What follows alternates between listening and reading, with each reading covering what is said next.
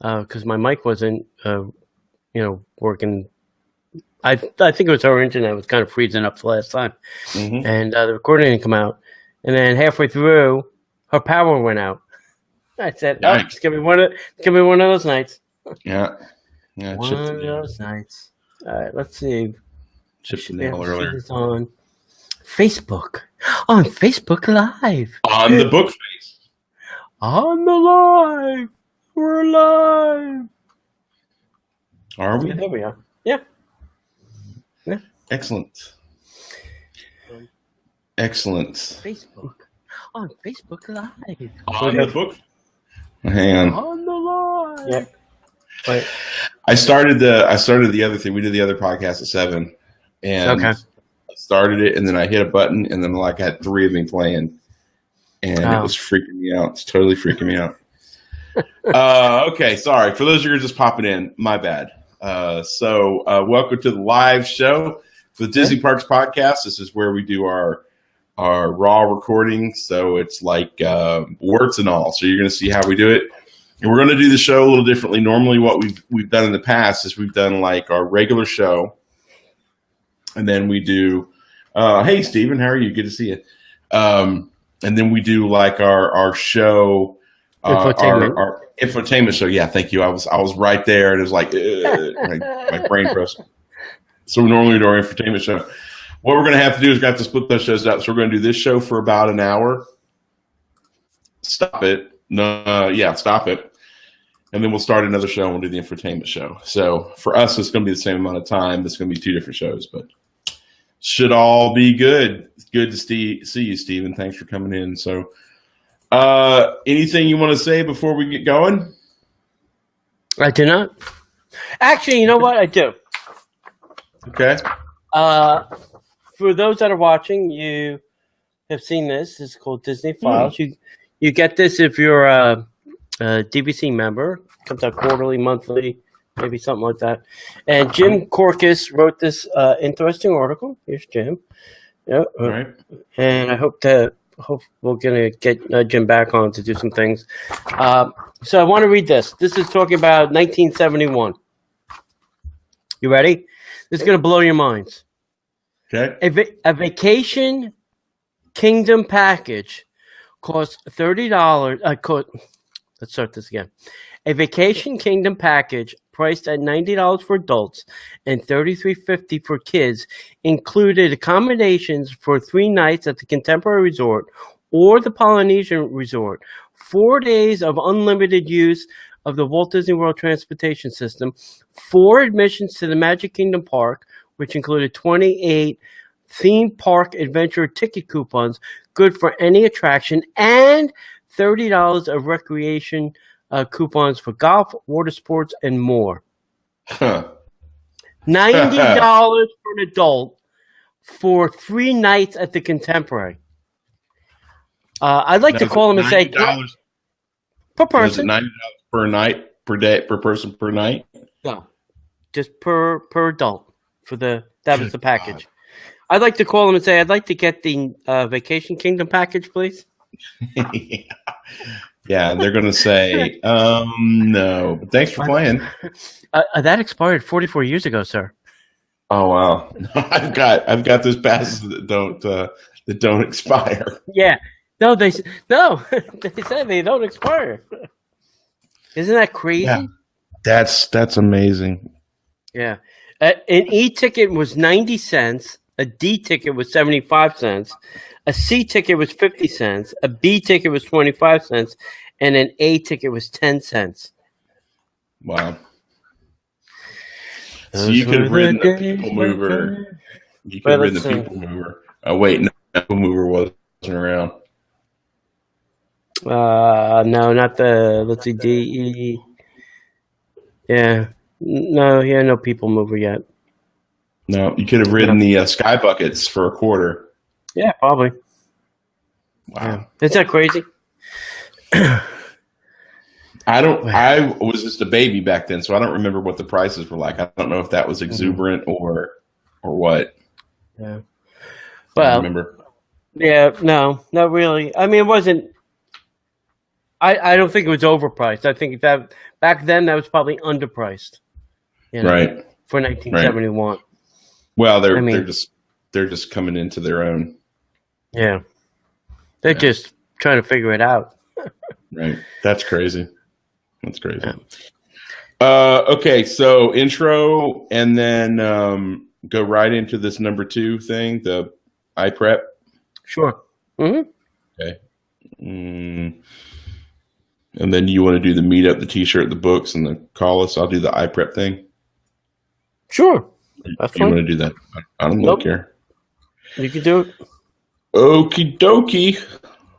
We'll get going here. I'm going to throw it down here. 2? You're going to throw it? You're going to throw it down here? Yep, because I want to make sure we do it here. Okay. All right, here we go, kids. Buckle up. Let's light the candle. Light the candle. Light the candles and kick the tires and kick the fires. 66. All right. Well, everybody, and welcome to the Disney Parks Podcast. My name is Park Hopper John, and I come to you from WDW Park Hoppers.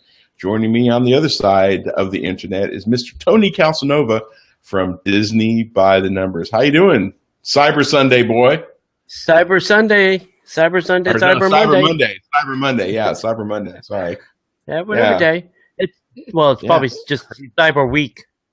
Cyber Week, yeah, it's crazy. So we're so glad that you are here. If you are listening or if you're watching, thank you for taking time out of your busy schedule to watch and listen to the Disney Parks Podcast. Normally, we record our live shows Monday nights at 8 p.m. Eastern Time. You are invited. You can come find us over on Facebook.com/Disney Parks Podcast. You can watch us warts and all. You can see the crazy stuff that happens before, in between the edits, because we do edit the shows a little bit. But you're free to be a part of that. Plus, the cool thing is you can interact with us live, and you can chat with us, and we would love for you to be part of that. Hey, so before we get too deep into the show, what'd you do Disney this weekend, buddy? I went to the California Grill on Thursday with you and Sarah. That is true. What else did you do this weekend? I went to the top of the world. It's not a test. This is not a quiz. I went to the top of the world on Thursday with you and Sarah. You did. You also went to go see Moana. I did. It wasn't a pop quiz, buddy. It was just, we didn't write it down in the show notes. That's why it's I'm trying to think what else I was doing this weekend. Disney. You were busy this weekend. Yeah, Moana was good. I like that. That was a good movie. I was shocked how good it was. We'll talk about that a little bit later in the show. Yeah, absolutely. Yeah. All right, so before we get too deep into it, as we did our Disney this weekend, that's all I did. We did Thanksgiving at California Grill, and we did Top of the World, and then Friday we went to go see Moana. Saturday was all day on the Space Coast. Sunday was all day here. We had some friends over. We did Thanksgiving on Sunday, and I've been working all day, so it's been kind of a busy day. So yeah, that's my Disney-ness. That's good. I'll put this up. I'll edit this out. But Rebecca says, I don't think he remembers much. Must have been drinking. No. He just doesn't remember. I'm the one that wouldn't remember the weekend. I spent 2 or 3 hours with my. Yeah, no, it's not. It's just a busy brain. I spent 2 or 3 hours with my wife. She picked up her race packet over at. She ran the Space Coast Half Marathon, and Florida Beer Company is located right across the street. So I spent several hours there, and I remember a good ton of it, which is shocking. Sunday night was a little fuzzy, but yeah, we'll go from there. Good to see you, Rebecca. Did you see? I sent you an email. You should have gotten an email from me. I have to edit that out. Hey, today's show is sponsored by iPrepGenius.com. Have you ever purchased an app for your student that is nothing like what you read in the store? Well, iPrepGenius.com takes the guesswork out of choosing apps. iPrepGenius believes that every child is capable of being a genius. From a community of educators who have handpicked select apps tailored to a child's success to online educational fundraising, they can do it all. iPrepGenius.com, because they care about students. They help build their future, and it's your teacher's responsibility to teach your kids, but it's everyone's responsibility to support them. So go visit our new friends over at iPrepGenius.com. Yeah, very cool. Hey, this Saturday, December 3rd, is the last time you will meet us in person in the year 2016. Ever.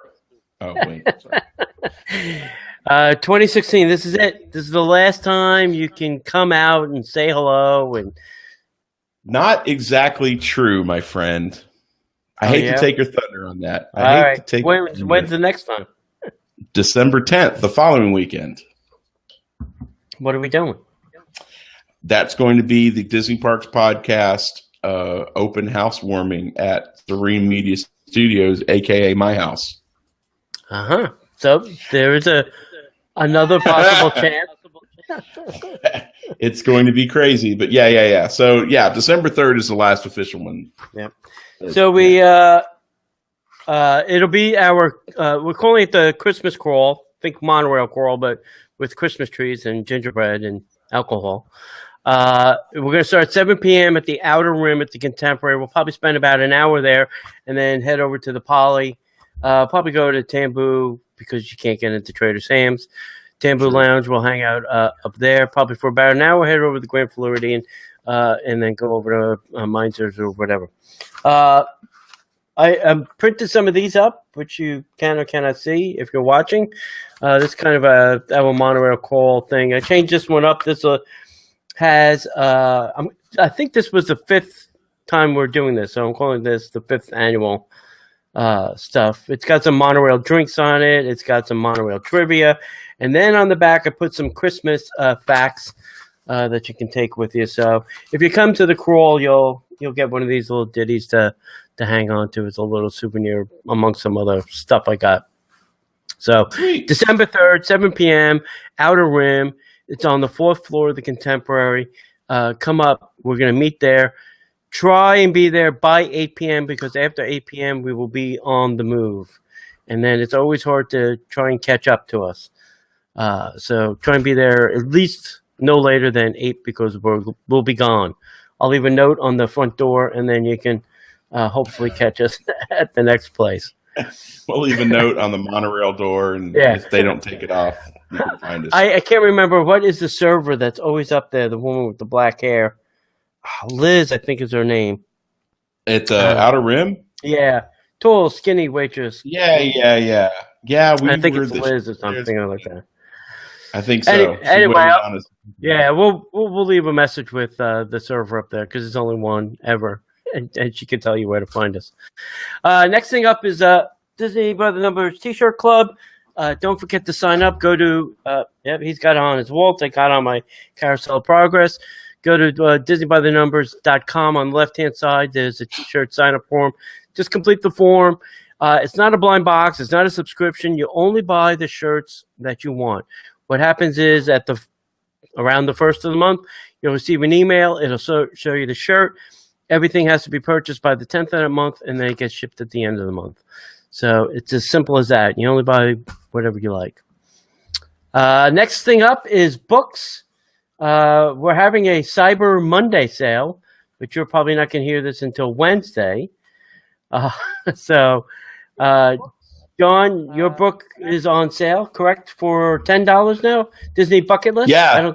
Now that we got the shipping thing fixed, $10, and it's just a couple bucks in shipping. It's not a lot. But yeah, so basically $12. Okay. So free shipping anywhere in the U.S. Oh, all right. Go to WDW Park Hoppers, and you can. Holiday offer.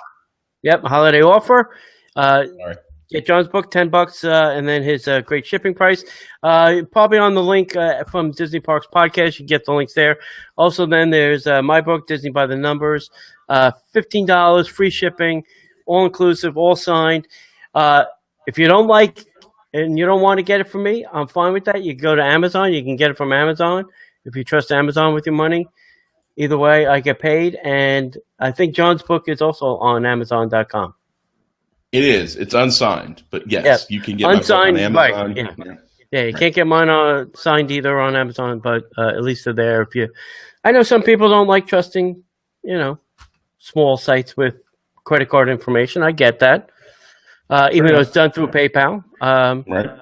That's your prerogative. So you can go to Amazon and you can trust them with your money. Also, if you want, we do have some questions this week, which I hope to get to later in the show around the end. But you can call us at 407-413-9010. You can leave us a message, or you can email us at DisneyParksPodcast@gmail.com. All right, buddy. I cannot think of anything, so I guess all we need to do now is just get into the news. That's my favorite part of the night. It's the simple things, ladies and gentlemen. Yeah, exactly. All right. We're very easily amused here. Doesn't take much. Totally. Doesn't take much. No, not at all. All right, hey, we're starting off on the West Coast. We got Disneyland Resort is adding the ultimate preferred parking option. So I guess it's worked so well here on the East Coast that Disneyland is going to get a crack at this.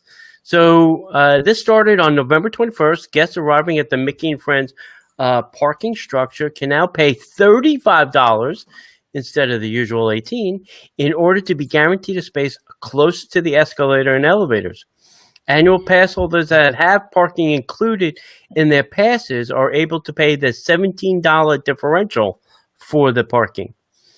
Preferred parking is not available at the Toy Story or the Downtown Disney or any of the resort parking lots. And this option will continue to at least mid-January. You're welcome, Disneyland. I was just thinking that.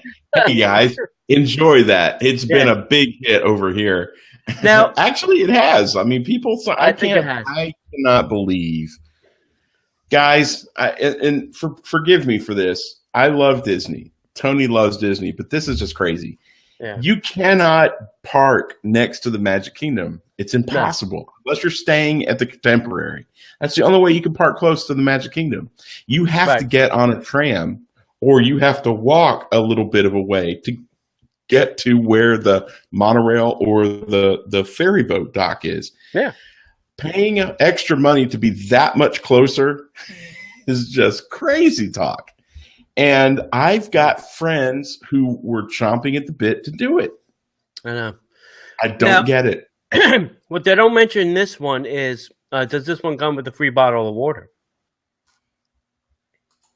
A free bottle of water. Yeah, because ours comes with a free bottle of water. Well, anything's possible, bro, at this point. Just saying. Yep. Hang on one second.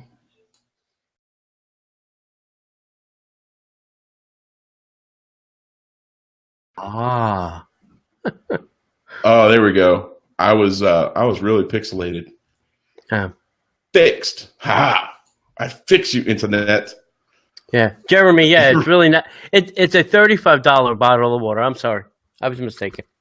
That's right. Hang on, let's get that up there because that's the God's honest truth right there. It's a free $35 bottle of water. Yeah. It's free if you think it is. Just like a hidden Mickey. If you think it's a hidden Mickey, then it's a hidden Mickey. That's right. Okay. Next, we're going to come back over here to Walt Disney World. D-Living is coming to Disney Springs. Disney is delighted to announce that a new shop is coming to Disney Springs just in time for this past weekend. So apparently we've missed the opening on this. Dadgum. The new shop is called D-Living, and it's opening in the town center. It's opened at the town center here at Disney Springs. D-Living is the ultimate home decor store for Disney fans and kids of every age. In this dynamic location, guests will find a curated assortment of Disney-themed products and more that changes with the seasons. For the holiday season, this signature store will look and feel just like an inviting home on Christmas morning. In every room and around every corner, guests will discover a charming selection of Disney-inspired furnishings, housewares, and decor, sure to make every home magical and bright. Now, the store, if you're wondering where it's located, is next to Uno de 50, which is not 50, it's Uno de whatever 50 is in Spanish. Which, if you really want to know, when you come off the escalator, hang a left. Exactly. Yeah. So you come off the escalator in the Lime lot, hang a left. Because that's where that is. I missed this. I was there the other day and I totally missed it. I don't know how I missed it, but apparently I missed it. Yeah. I love I haven't seen any of the furniture. Was that some of the stuff that they had at D23, or is that just something else? I don't think it's the Ethan Allen furniture. I think that's only being sold at Ethan Allen.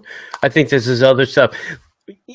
There used to be a store next to the Earl of Sandwich, which used to sell all kind of kitchen and home things. And now it's kind of this mix of spices and coffee. So I'm hoping that they bring that store back. I mean, I have a ton of stuff in my house that I used to have at that store. It was like bath towels, the hooks, not the hooks, the kitchen cabinet knobs. I have tons of things that used to be from this store. Right. So I'm glad they're bringing back a home decor store again, because that's how people can put a little Mickey into their house without it looking as crazy as mine, you know? Your house doesn't necessarily look crazy.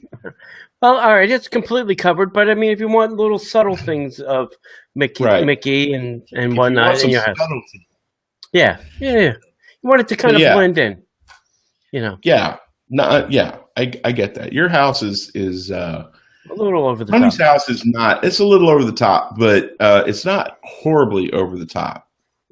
He just has some collections that, I'd kill for some of them, but as soon as I can clone his house key, I'm in like Flynn. But. It may not be that hard. Next up at Walt Disney World Resorts here, and this kind of breaks my heart a little bit. Disney's starting this new pricing. It's a $5 package pickup fee, which may be charged if you stay at a Disney World Resort. And this is how it is. A lot of guests that stay at the Disney resorts ship things to the Disney resort. They ship bottled water and crackers and cookies and cereals and things that they're going to need so that they don't have to bring them on the plane. Well, now Disney is going to start charging you $5 per package as a handling fee when you have these things shipped to the resort. So I guess what the story I want to tell you is this. One, if you're going to do this, first call the resort and then ask them if they do have a package handling fee, if you're going to send something. I know a lot of people do, like Amazon, and have things shipped. The better thing to do now may be don't order it ahead of time, but use Amazon Now. And I think Amazon Now delivers to almost all of the Disney resorts. And you could probably just meet the guy at the front door and then bring the things upstairs. And then you don't have that package fee. So do check. You can find the mailing address of all the hotels on the Disney website. You go to, where to stay. You find the resort, and then on the right-hand side is the mailing address of the resort. It's not a secret anymore, so you can ship things pretty easily. But do call ahead and do check with the resort. Now you can find the number for the resort also in the same method that I just mentioned. Go to the Walt Disney World site, click on where do you want to stay, pick the resort, and then you'll see address and phone numbers right there. Right. So. I did have this happen to me once when I was staying at the Contemporary because the package went to the convention center, and they have a convention center handling fee. And it was not $5, unfortunately it was $10. Right. I understand that they have They probably get a lot of packages like this, and I understand that they sure. don't want to make this. They don't want to make this just free of charge. But at the same time, how do I say this? Well, I'll just say it. Disney rooms are not cheap, Mm-hmm. and I know the markup on these rooms is pretty high. So I don't understand. I mean, you got to gouge $5 if you've got a family of 4 that's booked a week at the Polynesian Resort. Mm-hmm. And you're gonna make them pay $5 because they had a package delivered. Yeah, That just seems crazy to me. That seems like a bad business deal. You know, that seems like rubbing salt on a wound. Hey, you just got done paying $300 a night to stay in our resort, but you sent a package, so we're going to make you pay $5 measly bucks. I know. Versus, hey, you know what? Let me deliver the package, and the kid that brings the kid, and I mean that because, you know, nobody from the high end is going to do this. A kid that brings the package up to my room is probably going to get a $5 or more tip for bringing the stinking package to my room. Sure. I'm less inclined to tip somebody if I'm having to pay for the service. You know what I'm saying? Yeah. If it's to the convention center and, you know, I'm having a meeting or a convention or whatever, and I had something shipped in that I need for the meeting, well, fine. I get it. Fine. You want to charge convention center people and meeting people, fine. That's crazy. That's fine. It's a business. But right. I think for the room guests, I just think it's kind of nitpicky. But, you know, that's just me. I think it disincentivizes me to be a little bit more free with my tips. Yeah. And that's going to affect the people, you know, I'm more inclined to do something like a garden grocer or heck, I mean, it's a business opportunity for somebody, but I mean, you know, I'd be more inclined to do like Uber Eats and just, you know, stand there and wait for the guy, you know, and not let them just for $5.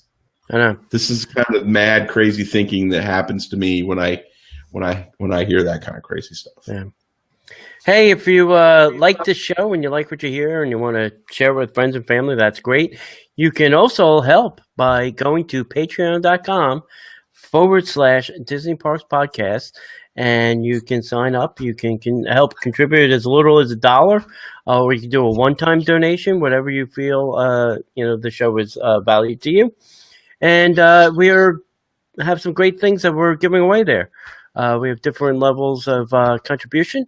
We want to thank our current contributors, David, Stacy, Willie, and Jeremy. We thank you for your contributions and help keeping this show kind of moving along the wheels of the tracks. So, yep. Thank you guys so much. Yeah, very nice. I'm very excited.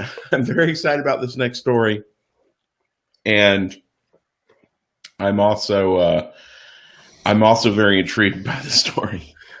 So the next story makes me excited because Holiday Craft Beer opens today at Epcot, or opened a couple of days ago. No, it's open. Yeah, it's open through the 30th. But only through the 30th. So the copy on the story is Holiday Craft Beer opens today in the Odyssey, which this story was from a couple of days ago. The Odyssey building is where Craft Beers was during Food and Wine Festival. So they're not really changing anything, but, you know, so it's going to be operating most days through December 30th of 2016, along with seasonal beers. There will also be a selection of snacks, which is just like, you know, Food and Wine Festival. But Holiday Craft Beers will not be operating on the 24th of November, which we've missed that, but it won't be open December 1st, December 2nd, December 8th, or December 29th. Those are very weird days not to be open. Next Wednesday, next Thursday, the following Wednesday, and the 29th. I would have thought like Christmas Day, Christmas Eve, but these are very weird days. Exactly, right? I'm excited by this because, you know, I love craft beers. And I love that they're utilizing the Odyssey space. And I'm fairly confident that the next thing will be, you know, craft beers will be open during the Arts Festival, and the craft beers is going to be open during the Spring or Flower Garden Festival. Flower Garden. I wish they would just go ahead and just say, you know what, this is a space that we have. Let's go ahead and utilize it. So we're going to do craft beers, period. So it'll be the country of craft beers. Right. It'll be the craft beer pavilion. I'm okay with that. Yeah, I am too. That's just me. Yep. Okay, D23 made an announcement last week of a ton of events that they're doing across the country. Some of them are West Coast, some of them are East Coast, some of them are Middle Coast. They're doing a little bit of everything all over the place. So we're not going to go into a ton of details of these events. We'll probably should post this on the blog so people can see the details. Or obviously you can go visit d23.com. But the first one is that there'll be screenings on the Disney Studio lot and at Walt Disney World Resort throughout the year. D23 will have special screenings of all kinds of different things. They're saying that Tangled, Pirates of the Caribbean, Curse of the Black Pearl, and more. The Many Adventures of Winnie the Pooh will be exclusively for Disney members in Orlando. They're going to do Disney afternoon things like DuckTales, Gummy Bears, Chippendales Rescue Rangers, all for D23 members. If you're not a D23 member, you should probably get on that. If you listen to anything that we say here and it kind of intrigues you, go get a membership. They have a really great membership gift this year too, which I didn't get mine yet because I didn't renew, but I'll do it by the end of the year. Next up, they're going to have the official Walt Disney Studio Tour presented by D23. This for D23 Gold members. The studio lot return, including a look inside Walt Disney Archives and a tour of Walt Disney's office suite, which they rebuilt. Ooh, yeah. Nice. Yeah. So, gosh, I wonder if they let you sit in the chair. My God. I don't know if I'd ever get up. I'd say, sorry, the chair's stuck. Right. It's a 2.5-hour tour, so be prepared for that. Also, D23 behind the scenes experiences. In January, D23 will host the first of several behind the scenes events at unique Disney locations with special guests and gifts tailored to each experience. First stop is going to be the ink and paint department at the Walt Disney Studio and take an after-hours tour of the Twilight Zone Tower of Terror at Walt Disney World Resort here in Florida. And then there'll be more surprises in store for 2017. So stay tuned to D23. That ink and paint tour is something not to be missed if you're on the West Coast. I heard it was fabulous. It was really a great thing. They even had a talk with, I think, 3 or 4 of the women that worked in ink and paint. So on top of seeing the tour, you had this conversation with 4 women that worked on a lot of the pictures with Walt and designed the ink and the paint for them. So it was really something not to be missed. Wow. They're bringing back a D23 Lunch with a Disney Legend. And they have a lot of interesting people that they're trying to bring on board. One is Glenn Keane, Marty Sklar, and Catherine Beaumont, or some of the ones that they've got mentioned. I wouldn't miss any of those if I can. They're also going to have some advanced screenings. And what are they bringing? They're going to at least Atlanta, Boston, Chicago, Cleveland, Dallas, Houston, Vegas, Philly, Portland, and Seattle. So stay tuned for some of those. They're going to bring back the Disney Faniversary celebration this year. And this will be Epcot's 35th. So they're going to have some special events for that. Stay tuned for that. They'll have some signature events that they're bringing back, such as the Sip and Stroll during Epcot's International Food and Wine. On the West Coast, and even the members on the West Coast will get to join in the fun too, as D23 debuts a new event in conjunction with Disneyland Resort's culinary festivities. So they're going to do something like the Sip and Stroll, but they're going to do it on the West Coast as well. And they're giving members a look inside the Walt Disney birthplace in Chicago which they did in 2016. They're going back so that you can see the progress. So if you did the first time, maybe you want to go back now the second time, and you can see all the things that were done. They're going to have a bunch of their member mixers. We've been to this too. They're going to do. Yep, they're going to do it in Seattle, Chicago, and Bridgewater, New Jersey, and even at the San Diego Comic-Con. So check for more dates and times for those kind of things. So that's it. They got a long list of things. It's going to be a fun-filled D23 year, and hopefully we'll get to go to some of these events. I hope so. Yeah, it's totally worth it. It's D23 has that free option, which that has some limitations. But if you want to get the paid option, you get the magazines. That alone is worth the price of admission. Yep. It's me. Okay, if you are, if you're like me, you have a ton of Magic Bands lying around, and my annual pass is on a Magic Band, and I get tired of it because it's yellow, and I'd like something different. Our friends over at MagicYourBands.com have amazing designs, and they put out new designs each week for Magic Band covers. And if you have maybe a special event or you have some artwork that you would like to be made into a Magic Band, they can do that for you. They provide amazing creation services, so they can do all sorts of things like that to help you design your own Magic Band cover. And you can bring your designs to them.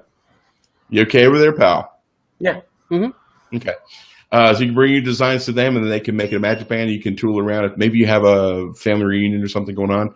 But what they've done is, if you use Disney Parks Podcast at checkout, they will save you 10% on their already ridiculously inexpensive rates. So go check out MagicBands.com, type Disney Parks Podcast at checkout, save 10%, and enjoy your incredible Magic Bands because they do amazing work over there.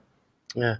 So I sent my new Magic Band 2.0 to our friends at Magic Band so that they can take a look at it. And apparently they're going to have to do some minor retooling.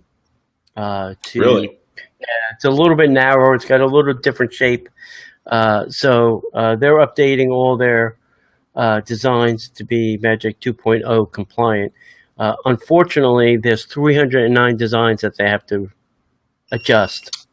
So, could be problematic. So, well, they have plenty of time because they're not out yet. So they're crack-a-lacking on it. So crack-a-lacking.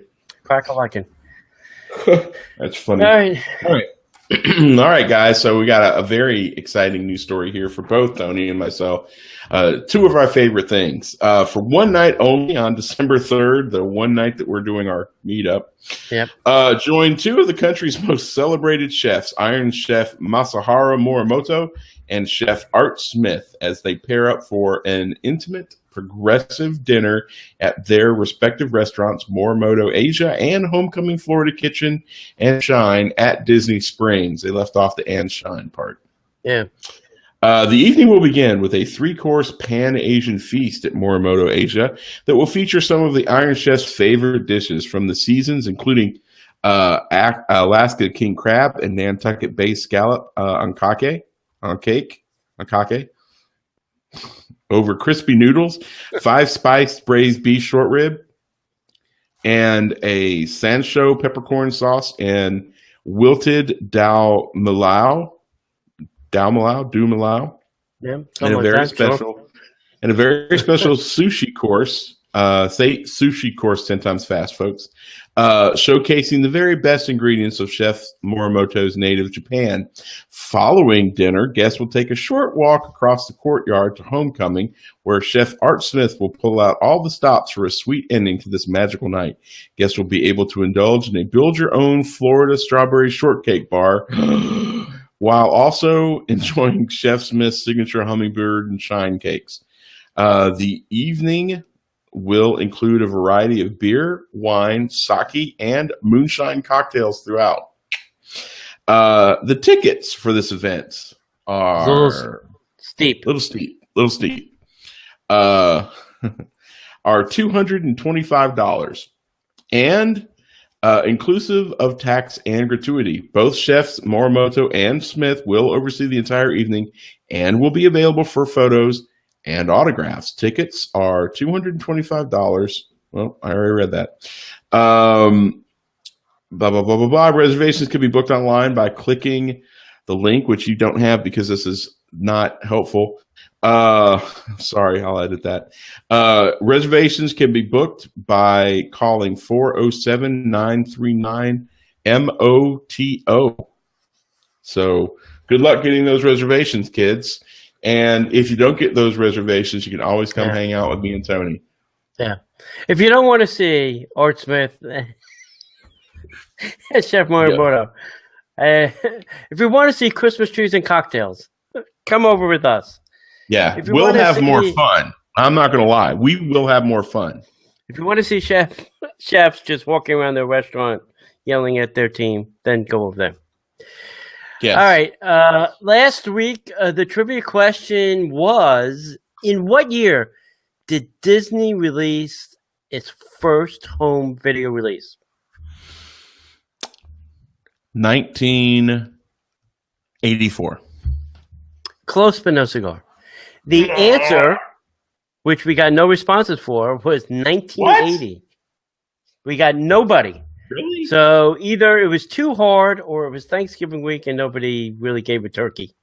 Guys, Google.com. Yeah, it could have. And it wasn't just one movie. It was 13 titles were released all at the same time in 1980. Oh, my God. I bet they didn't do box sets back then. No box sets. All right, so this week's trivia question. Now, okay. This week's trivia question is, I think, pretty easy, but that's just me. What tune served as the overall musical score for the Main Street Electrical Parade? Now, you can send your answer to Disney Parks Podcast or call us at 407-413-9010. It was Hawaiian Roller Coaster Ride from Lilo and Stitch. Correct. Absolutely correct. What do I win? You win this. Hey, Shanghai is going crazy already. I really think they're going nuts over there. They're really the people are digging it. So they Shanghai got a taste of the crack. They got a little crack, and they're like, "I gotta have more of that." Yeah. So Shanghai Disney Resort is going to open up stores at the Shanghai Hangui. I don't even know how to say that. Let's just call it the Shanghai Airport. Good call. The Shanghai Disney Resort today announced that the resort will open up 2 Shanghai Disney Resort stores at the Shanghai Airport in the spring of 2017. Both stores located in the domestic departure terminal 2 of the airport make the first time that a Shanghai Disney Resort offers its unique retail experiences outside of the resort itself, and will allow guests and travelers to bring home even more magical memories through the exclusive Shanghai Disney Resort merchandise collections. Now, we've had it here in the Orlando airport for like a bazillion years, so it's not a new concept. Yeah, it's not a new concept for us. Back in the day when I didn't like Disney, and we're talking when I was in my 20s, and I'm in my 40s now, we had it at the Atlanta airport. Yeah, so this is not a breakthrough thing they're doing, but I guess, for Shanghai Resort, and since it's not even open 6 months practically, I guess this is a kind of a big deal. So right. Kind of maybe they're not used to having those kind of stores in the airport too. I don't know what they're thinking. So who knows? Those crazy Shanghai people. Exactly. Crazy Shanghai. Trying to get a little bit more of the Disney crack. Right. We've all been there. We know the struggle is real. Right. All right. Hey guys, guests visiting Tokyo Disneyland we'll see your craziness and we'll up the game. Guests visiting Tokyo Disneyland may have recently spotted some familiar friends along the shores of Rivers of America, thanks to a new themed area opening just this week. Camp Woodchuck carries on the rich legacy of Disney storytelling, celebrating the wilderness with fun and adventure inspired by 3 special members of the Junior Woodchucks of the world, Donald Duck's nephews, stay with me now, Huey, Dewey, and Louie. And the news.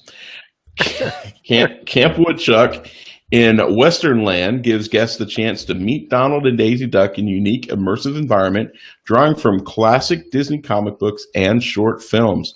From new troop leader uniforms and original artwork to handcrafted decorations, each detail allows guests to jump into the story and learn how to become Junior Woodchucks themselves. Check out all of the hidden details and touches that we're going to have in the link when we put it in the show notes, and count on walking away with a few stories worthy of a campfire by the end of your visit. And after all that adventuring in the great outdoors, what better way than to tuck in at the new Camp Woodchuck kitchen and watch a few canoes float by on the rivers of America. Special camping-style treats will await, including a dessert inspired by classic s'mores and some tasty waffle sandwiches. Guests can even buy up some unique merchandise at the new Happy Camper Supply nearby, because just like every Disney experience, it needs to end in the gift shop. So how much wood would a Junior Woodchuck chuck if a Junior Woodchuck could chuck wood? That's a great question. I don't know how much a Junior Woodchuck would chuck if a Junior Woodchuck would. But how much wood would Woodchuck chuck if Woodchuck could chuck wood? I don't know that answer. I don't know what a How Junior much Woodchuck. wood could Huey, Dewey, and Louie chuck if Huey, Dewey, and Louie could chuck wood? Now, is that with the news or without the news? Because if it's Huey, Dewey, and Louie news, they have some extra help there. But yeah, I don't know. Has this show gone off the rails? Maybe, right about here. All right, cool. Excellent. All right. I can't believe I'm going to read this to you. I really can't. When did the Food and Wine Festival end? November 14th, right? Just a scant couple of weeks ago. Not even the full 2 weeks ago, buddy. Okay. Today is 11/28. We are talking 14 days out of Food and Wine, or thereabouts. Right. Disney is announcing the date for the 2017 Food and Wine already. I'm blown away. This is the earliest I've ever heard these dates. The 2017 Epcot International Food and Wine Festival will now begin. Sit down, people. August 31st and will run through November 13th. It's now a record 75 days of Food and Wine. Ladies and gentlemen, days. Welcome to the season of International Food and Wine Festival. This is going to screw Rick up so bad. Poor guy. All right, here's my thing. I don't know if they can go any further back into August, because that is still what they consider their busy season. So I don't know if they can go, let's say, started August 1st. I really think that would be hard for them, because I think it would just be too overcrowding. And then I don't think they could go much. I'm surprised they're going to this far in November, because they really like to flip it pretty quickly for Christmas. So every day in November that they're not flipping for Christmas is a day of Food and Wine now. And I don't think they can go much further into November. It just would cut into their Christmas in Epcot. I really, that's my opinion. They could fool me and really make it August 1st to November 30th and make it, I don't know, 100 days for all I know. I mean, what do you think? Yes. I like Food and Wine. Mm-hmm. I feel for the cast members that have to do the things like book the chefs and mainly book the bands and stuff, because now they have more dates to fill. They have 2 or 3 more weeks they have to fill, so that's more spots for the concert series. It's just more of everything, and again, follows with my theory that what can we do that won't cost us that much more money that we can make more money on, and extending Food and Wine Festival and extending spring, the Flower and Garden Festival, creating an arts festival. It's not going to cost them that much money, and they're going to be able to do more with what they've got. So to me, makes sense, and I'm not against it because I really love the festivals. I feel like I don't like the festival weekends as a local. I just find that's when I like to go to Epcot, obviously, because that's when I can, and 15 more days of the festival means 15 more days that I'm not going to probably go to the park, because there'll probably 15 more days of the festival basically is 4 days more that you're not going to go to the parks, or depending on when they fall. Yeah. And, what you're going to go to that park.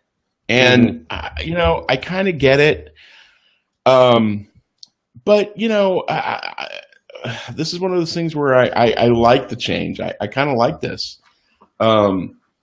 Even though it was already what? So if this is extended, do you think they'll extend Flower and Garden? Absolutely. They'd be crazy not to. So the two things will just bump, and one thing will end and one thing will start, and the booths will never leave Epcot. Well, they've already extended Flower and Garden. Flower and Garden Festival was 70 days, wasn't it? Last year? Was it 75 days last year? So what is it, 2 months that the booths are in the back? If that. Well, now with the art festival, several of the booths will be on stage, and then they'll flip them for Flower and Garden, and then you'll have summer, and then you'll have Food and Wine Festival. Yeah, I feel for the cast members. I mean, but hopefully they're employing more people, so hopefully there'll be more people hired. Right. And that'll make this worthwhile, because obviously they need people to cook and all that good stuff. So I'm sure that the people who are brought in to work at Food and Wine Festival are happy that they have extensions now for next year. Yeah, I'm kind of shocked that they made this announcement so early. I would have hoped that they would at least gotten through the spring, past the Christmas season at least. And then made the announcement. But I guess what the hell? You know what? It just ended. They made the decision. They figured, let's just tell everybody and get it over with.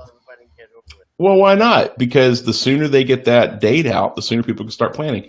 I mean, I made a crack about Rick. I mean, our buddy Rick, who does Travel with Rick, he does 31 days of Food and Wine Festival. He does the entire month of October. So he films all throughout September. So this is going to be great for him. He's going to have a lot more options. But then the flip side is, I mean, it's going to be easier for us because, we didn't go as many days as we wanted to because, again, we're not going to go on the weekends. Right. And we want to go weeknights. And so we have more options. But from John Q. Traveler on the other side of the country that wants to come here, this is great because now I know exactly when Food and Wine is going to be. So if that's important to me, and and it just works out, now I can plan my vacation better. So the sooner they get these dates out, the better it is for people, and ultimately the better it is for Disney. Yeah, that's just my opinion. Stay tuned for more. Yeah, let us know what you guys think. Shoot us an email at DisneyParksPodcast@gmail.com. Yeah, shoot us an email over there. Let us know what you guys think. I had that one brain fart, but I picked it back up pretty quick. But I have a question for you, T. All right, shoot. You stayed on property, right? You've used Disney transportation before, right? Mm-hmm. Mm-hmm. You get back to the resort, and then you're all, you're hangry. You're angry because you're hungry, and you're angry because you're frustrated, and you're hot, you're tired, and you're hungry, and all you want to do is throw the kids in bed and eat something to go to sleep, right? Right? Yes, absolutely. Disney has the answer for you if you're staying at the All-Star Resorts. Oh, so check this perfect. out. Finally, a perk for the All-Star folks, sort of. The All-Star Movies and Music Resorts at Walt Disney World are going to start selling pizza inside their respective bus loops. Now, this did not mention the All-Star Sports Resort. Correct. So, at the bus loop in front of each resort, there's going to be a green kiosk out at the bus loop area. That kiosk is advertised to be open from 7 to 10 nightly. It's already started this past Wednesday.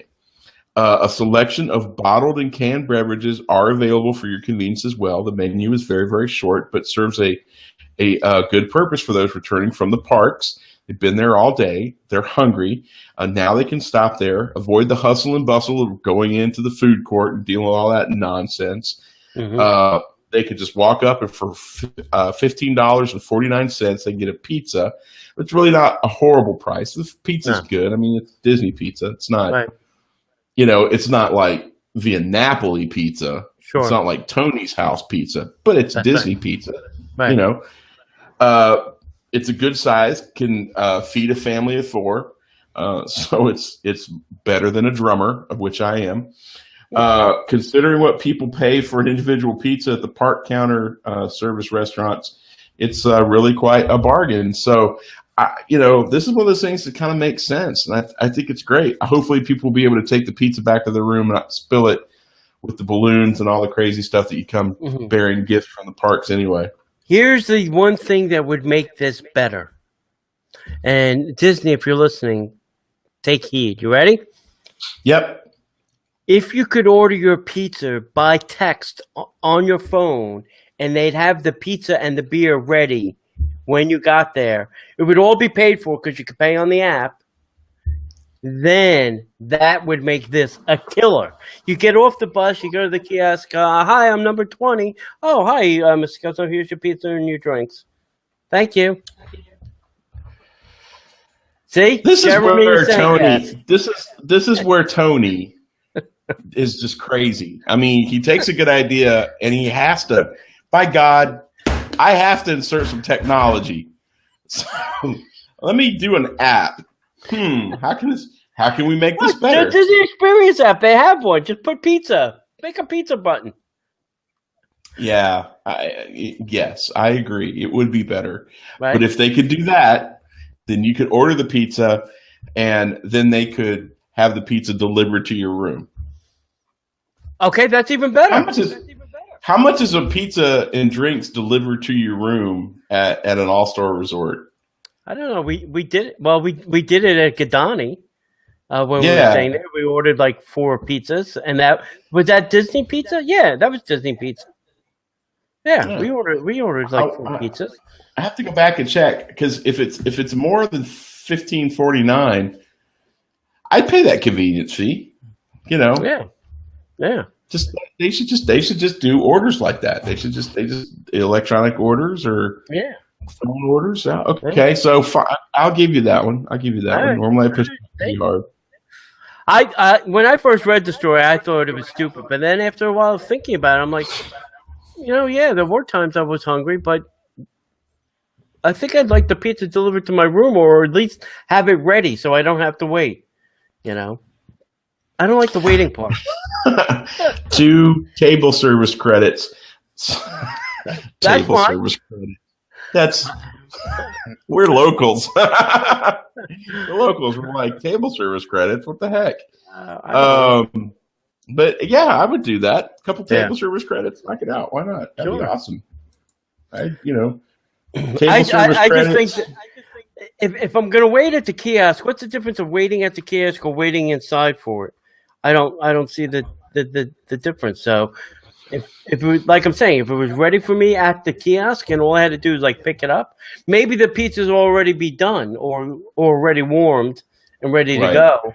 So they're kind of just speeding up because I can't imagine that they're cooking them at the kiosk. There's no oven outside. Oh, I can't imagine that either. They've got to be already cooked, and they're just kind of in an Ultrasham already warmed, ready to go. So maybe it's not a lot of waiting. So maybe I'm fine with it then.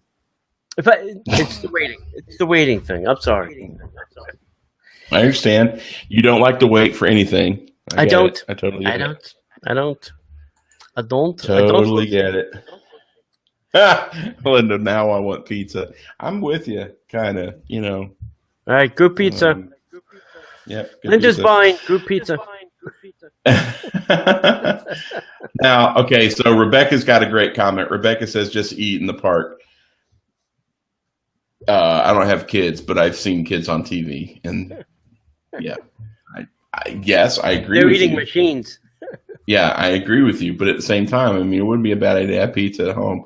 I'm just wondering why they just did it at I guess I don't know why they're doing it here at the All-Star Resorts. It's like because deluxe people All-Star don't eat Resorts. pizza. That's crap, and you know it. We were staying at Donnie Village, and what did we order? Pizza. Everybody eats pizza. Well, that's us. No, I've seen every time I go and watch the concerts at the Eat to the Beat concert series. There's always somebody who walks in pizzas to the artist room. Always. Maybe it's for the tech guys. I don't know. Yeah. Hey, I want to tell you about our friends real quick. At vintagepressing.com. Vintagepressing.com is your one-stop shop for any type of Christmas gifts, stocking stuffers. They do ceramic coasters. They do phone cases. They do all sorts of really cool stuff. You're going to have to go check out the wide assortment of what they have. Now, here's the thing. They do some custom artwork as well. So if you've got something that you would like to be made into, like an iPad case or an iPhone case or some vintage, some vintage coasters, some coasters, ceramic coasters, they could do that for you. They've got some really cool coaster designs where they've taken the original Magic Kingdom park map, and they've broken it into 4 things. So you've got the 4 coasters there. It's really neat what they do. And their prices are very economical. But what they've done for us is if you go to checkout and you type in at vintagepressing.com and you type in Disney Podcaster, they will give you $1 off your order, and their prices are pretty inexpensive, so that's going to be a big deal. So go check them out. Tell them the Disney Parks Podcast sent you, and enjoy everything that you're going to get from vintagepressing.com. All right. Tokyo Disneyland, It's a Small World, is adding 40 characters, including characters from Frozen. Not surprised. Tokyo Disneyland will update their version of It's a Small World for spring of 2018, adding about 40 new characters, including Disney Frozen. This is the first major update made to the attraction since its opening in 1983. And for the first time in forever, you missed an opportunity. Yep. It's a Small World will close on March 1st, 2017, and not reopen until the spring of 2018 for the 35th anniversary of the park. So there you go. Alrighty then. So going over to the boardwalk area, the Atlantic Dance Hall is going to have themed nights starting on December 14th.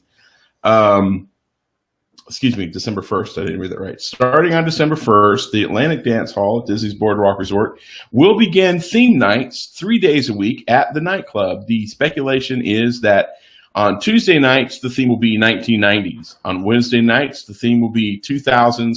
And on Thursday nights, the theme will be electronic dance music. The news hasn't been officially confirmed by Disney and is still considered a rumor. But currently, the Atlantic Dance Hall is extremely unpopular for a nighttime location at Disney World. So this could be an attempt to get more guests to visit, which it needs it. Dance Hall is not very popular. Jelly Rolls, super popular. So go figure. Yeah. Sounds like a good idea. I have only been in there for special events. So yeah, I've never been anything other than I think I went there one time to get my picture taken. That was it. Yeah. So I don't know what that's like in there for a dance party. I think also, the parks do get a tendency to get a little overcrowded during the holidays. I think this is just a place, for people to go that don't want to go into a park too. So, all right. Hey, there's a rumor that the Magic Kingdom After Hours event is going to be returning. Some of you may remember the Magic Kingdom After Hours event that took place earlier this year. It was $149 plus tax. Guests were able to enjoy a nearly empty Magic Kingdom for 3 hours after the park closed on select days. Select attractions and character meet and greets were available during the event, and the price also included all you care to enjoy bottled soda, water, and Mickey bars. We're hearing buzz that this event is coming back for its return in 2017. Despite the reports of low attendance for this event, those who attended gave rave reviews for the most part, and we'll be keeping a close eye on this rumor. Our friends Robin and Robin went and have nothing but good things to say. They say they should do this every night. They loved it. They went on like Mine Train, time after time after time. They were on Main Street, literally just them and the Main Street Electrical Parade. Just ran. They just ran it from one end and then back to the other end, just because they could. They said they had a great time. They were eating Mickey bars and having drinks and just going on rides. So that's awesome. If they do this, I'm going this time. Yeah. What was the price tag on that? $149. Jeez. That's for 3 hours. That's more than a day in the park, buddy. But think about it. You could do whatever you want. Go on Mine Train 7-8 times in a row. Go on whatever it is. Peter Pan's Flight. Fair enough, but $149. And then every attraction you go on, you get a Mickey bar. You get another Mickey bar. Get another Mickey bar. And then you puke on every other attraction. Yeah, right. Fair enough. You just leave a trail of Mickey bars. Take a bite and throw it away. What the hell do you get? Right. Oh, yikes. That's so sad. I'm filtering so many comments right now. Tony, it's the holiday season. Yes, it and is. Nothing really quite says the holidays. Like visiting Santa Claus and all the reindeer and a Tyrannosaurus Rex and a lava flow and an asteroid hurtling towards this Earth and destroying everything. Really? Yeah, I have a point to my comments.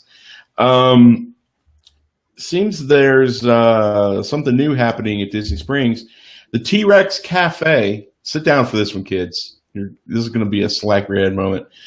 The T-Rex Cafe is now having a special breakfast where guests will be able to meet and take photos with Mr. and Mrs. Claus, get it? While enjoying a delicious buffet at the T-Rex Cafe. The event will only be available December 17th and 18th and December 23rd and 24th between the hours of 8 a.m. and 10 a.m. Also, the World of Disney and T-Rex Dino Store will be open those dates for early bird shoppers from 9 a.m. until 10 a.m. before they open to the public. Pricing for the event is actually an economical $32 for adults and $20.50 for children 4 through 9. There is no charge for children 3 and under at a buffet. I'm sorry. Reservations can be made by visiting trexcafe.com. So my question is, I'm assuming they're going to have a really killer backdrop because if you've been to the T-Rex Cafe, that is the farthest away from Christmas as you can get. Yeah, I would say so. What place would be good for breakfast with Santa at Disney Springs? I don't know.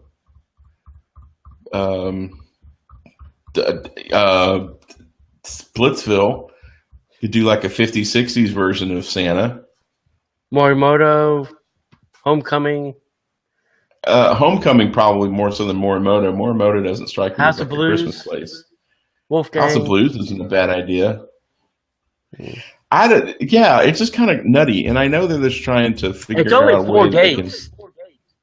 Yeah, I guess they were just like, we need a restaurant that's available, and T-Rex said yes, and let me tell you why this is happening. It's really the underlying that they want people to do that early shopping thing.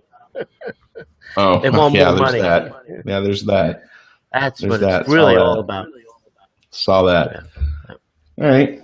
Who knows? All right. Hey, over at Disneyland, the Disneyland Hotel, you can now get preferred access and preferred access dining reservations if you stay at a Disneyland Resort hotel.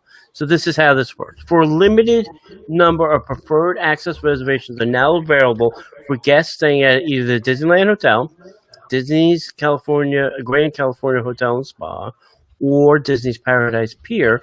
Hotel guests will have preferred access at any of the following locations, which include Ariel's Grotto, Blue Bayou, Cafe Circle, Catal Restaurant, ESPN Zone, Goofy's Kitchen, La Brea Bakery Cafe, Napa Rose, excellent restaurant, Naples Restatoria e la Pizzeria, Plaza's Inn, which has breakfast with Minnie and friends, Rainforest Cafe, Ralph Brennan's Jazz Kitchen, Tortilla Joe. So hotel guests have preferred access to reservations at Anna and Elsa's Boutique in downtown Disney and the Bippity Boppity Boutique in Disneyland Park as well. Reservations must be made through your travel agent or by calling the Disneyland Resort dining reservation at least 2 days, but no more than 60 days in advance, and a valid hotel reservation and credit card is required at the time of booking. Standard cancellation policies apply. Wow. So I guess they're starting to have some reservation or dining reservation issues now. Maybe, because every time the California people say, we don't need reservations. We just walk up and we say and we get a table. Well, maybe now it's not so easy to get that table. Well, Disneyland is going to start experiencing some of the same growing pains that we do, and I don't say that in a mean way, but I do say that just like, hey, you know what? This is what happens. I mean, if you didn't want people to come to it, make it California exclusive, but they didn't, and now they're growing, and that's not a bad thing. They're landlocked, which is a bad thing, but. And this is also what you get when you have stinking Star Wars first. Right. Just saying. Right. Just saying. Right. Yeah. We talked about this a little earlier, and this is what we'll probably talk about it a little bit more. We mentioned it earlier. There's a new meet and greet at Disney's Hollywood Studios and now at Disneyland Park. Disney is excited to share that Moana has a new meet and greet location at Disney's Hollywood Studios, and that just made its debut this last weekend. Guests are reporting that you can find Moana inside of One Man's Dream in the animation courtyard. We are also seeing reports of Moana at Disneyland Park in the courtyard area between Aladdin's Oasis and Jungle Cruise. It's pretty exciting that a new character is already appearing in the parks on the same day as her movie premiered. And yes, that's true. It breaks my heart that we're not really doing One Man's Dream anymore. Now it's just like a gateway drug to the new Disney movie. Having said that, Moana is awesome. You should definitely go check it out. Yeah. It was a really good movie. I really enjoyed that. And you're welcome. What? Yes. The welcome song, your welcome song. Remember in the movie? You're welcome. Yeah, it's pretty great. I almost bought the soundtrack this weekend because there is a lot of good music in that movie. I did enjoy the soundtrack. Yeah, it was really good. I actually found that, I knew that Dwayne Johnson could sing. I'm a wrestling guy, and he's sung a lot of times on the show, and he's a great singer. There's nothing that he can't do. Really, honestly, as an entertainer, the girl that did Moana. I cannot say her name properly. I'll have to get some coaching on that. It's amazing. She's got a lot of depth, and if that was her singing, which I'm pretty sure that it was, she in the same song could take you to the highest of highs and the lowest of lows. It was really, really well done. There's some tear-jerking moments. It was good. It was really, really good. Story. It was a good story. The animation was really good. It was almost that realistic animation with, some old school hand drawn stuff. I think the cinematography of the movie was really well. There's a lot of good backdrops to a lot of the scenes. It was a really done. It was a really well done movie. And at the D23 event, Jared Bush, I think, is the screenwriter, was telling us some of the facts and fun things about the movie. And was talking about this Oceanic Trust, and this was a group of people that Disney went out and found to really keep Disney on their toes. So they got to see, the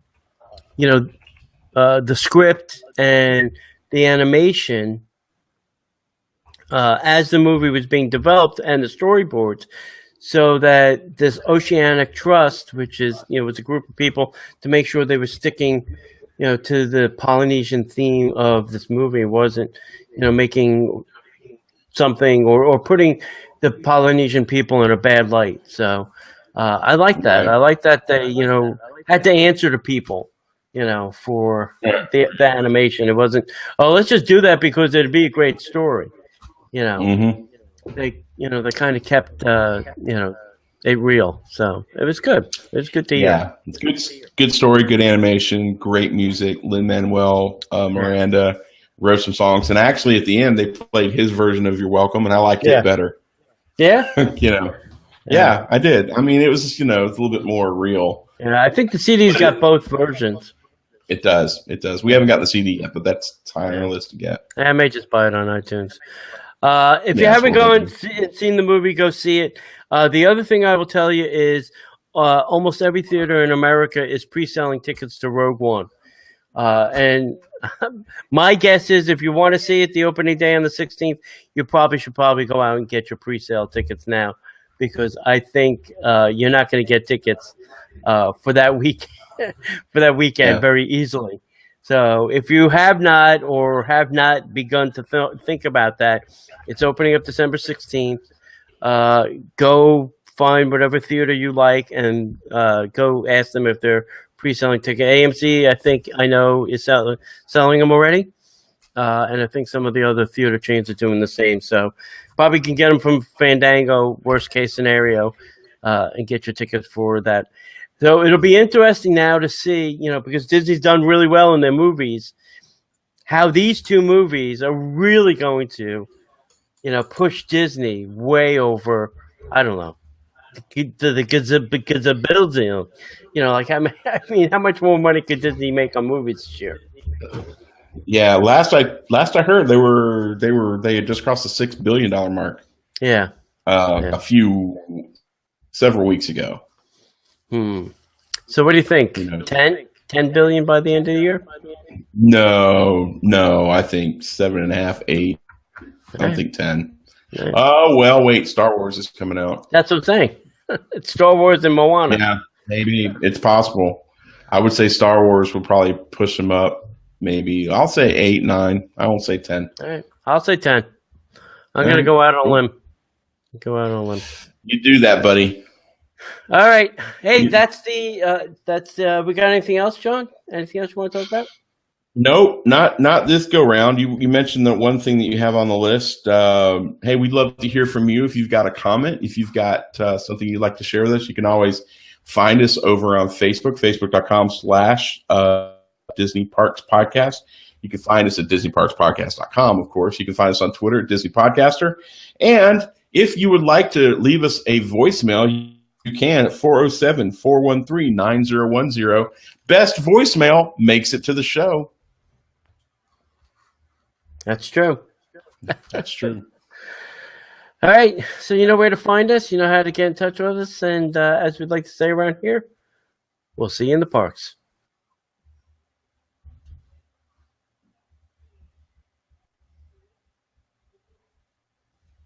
All right. I always wanted to give it a couple seconds. Yeah.